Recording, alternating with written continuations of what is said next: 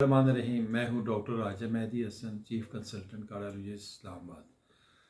जैसे कि आप जानते हैं कि हार्ट के मरीज़ इस वक्त बहुत ज़्यादा हैं और आए दिन हम देख रहे होते हैं कि सडन कार्डियक अरेस्ट फ़ौरन किसी को होती है और वो अल्लाह मियां के पास पहुंच जाता है। तो इस चीज़ को काउंटर करने के लिए आज मैं आपको बताऊंगा बेसिक लाइफ सपोर्ट यानी कार्डियोपल्मोनरी रिससिटेशन, जिसमें CPR 3 लफ्ज़ यूज़ होते हैं। C का मतलब होता है कार्डियो यानी दिल के मुतल्लिक, P का मतलब होता है पल्मोनरी यानी लंग्स के मुतल्लिक, और R का मतलब होता है रिससिटेशन यानी बहाल करना, चालू करना, जो राब्ता मुनक़ता हो चुका है उसको आपस में इंटरेक्ट करना।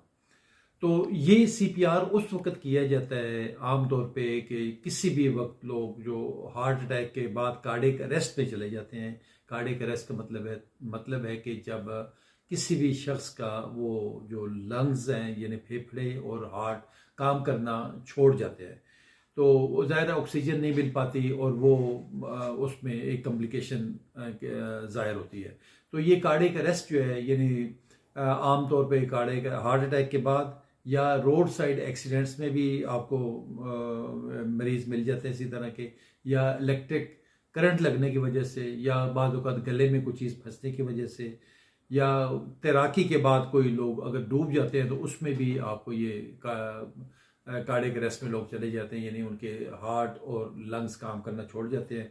तो उस वक्त हमें ये CPR करना पड़ता है और उसमें आपके सिर्फ और सिर्फ ये 2 हाथ चाहिए होते हैं। तो पहले मैं सिंपली आपको बताता जाऊं कि ये CPR हम क्यों करते हैं। बुनियादी तौर पे अगर देखा जाए तो पूरी हमारी जो बॉडी है और जितने हमारे ऑर्गन्स हैं सबको ऑक्सीजन चाहिए एक अच्छी काम करने के लिए, बल्कि हर ऑर्गन के हर टिश्यू तक, हर सेल तक ऑक्सीजन की रिक्वायरमेंट बहुत ज़रूरी होती है। लेकिन जब कार्डियक अरेस्ट हो जाता है यानी जब आपका हार्ट और लंग्स काम करना छोड़ जाएं तो ज़ाहिर फिर ऑक्सीजन नहीं मिल पाती क्योंकि वहाँ तक ब्लड नहीं पहुँच पाता, और बाकी हिस्से तो थोड़े से फिर भी किसी न किसी तरह काम करते रहते हैं। लेकिन सबसे जो इम्पोर्टेंट इसमें नुकसान होता है वो हमारा दिमाग का होता है। दिमाग तक अगर ऑक्सीजन 4 से 6 मिनट तक ना मिले तो वो हमारा जो दिमाग है वो नाकारा हो जाता है, डैमेज हो जाता है, और उसकी वजह से अगर बंदा अगर बाद में बच भी जाए तो वो हमेशा के लिए फालिज का शिकार हो जाता है और पैरालिसिस का शिकार हो जाता है और सारी ज़िंदगी अपाहिज होकर उसे वो ज़िंदगी गुजारनी पड़ती है। जो हमारे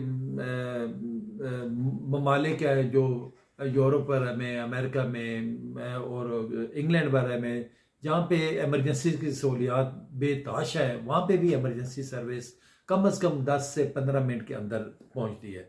तो ये 4 से 6 मिनट क्योंकि बहुत थोड़ा टाइम होता है, तो अगर आपको CPR आता है तो वो आप 2-3 मिनट के अंदर उसको शुरू करके तो अपने मरीज़ को हम बचा सकते हैं।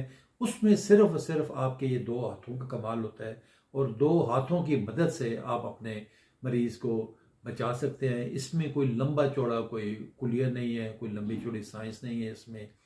सिर्फ अगर आपको वो ड्रिल आती है जो मैं आपको अपनी नेक्स्ट वीडियो में बताऊंगा, तो वो आप गौर से सुनिएगा कि किस तरीके से अगर कार्डियक अरेस्ट हो जाए, जब हार्ट और लंग्स काम करना छोड़ जाएं, तो आपने किस तरीके से उस ड्रिल पे अमल करना है, और आपने 1 2 3 करके तो फ़ौरन उसको अपना उस जो ड्रिल के ऊपर इम्प्लीमेंट करना है आपने, और सुस्ती नहीं करनी, जितना जल्दी हो सकता है, क्योंकि जो लेट करेंगे आपका टाइम गुजरता जाएगा और ब्रेन की डेथ होती जाएगी और वो उनके लिए कॉम्प्लिकेशन बनेगी, और ब्रेन डेथ जब हो जाए तो बेशक बंदा बच भी गया तो वो सारी ज़िंदगी के लिए बेकार हो जाएगा।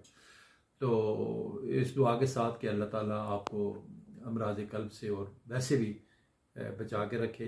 और बहुत शुक्रिया आपका सुनने का। इस वीडियो को आप तमाम दोस्त जितने भी हैं अपने फेसबुक पेज पे भी और बाकी ग्रुप्स में शेयर करें ताकि ये एक इमरजेंसी है और सबके काम आ सके और ये सदका जारी है। बहुत शुक्रिया, थैंक यू वेरी मच।